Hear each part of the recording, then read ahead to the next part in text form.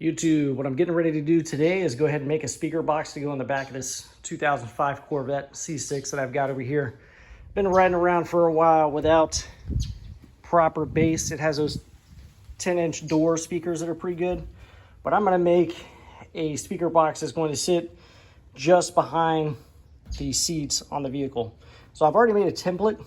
This is 11 inches wide, and it's just everything else just kind of matches up with the car.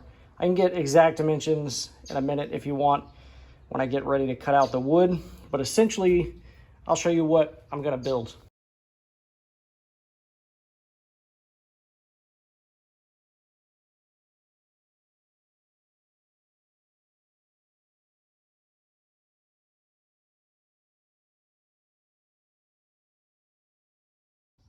So the plan is for the speaker box to kind of sit right across here and also sort of act as a partition in that area to keep stuff from sliding forward when you're driving the car.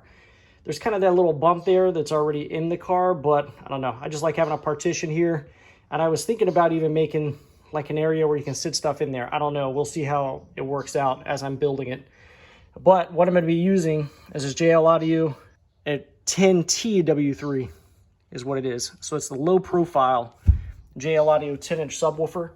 I've got a JL Audio 10-inch subwoofer in my Jeep and in my S10 already, and these things hit pretty good for what they are.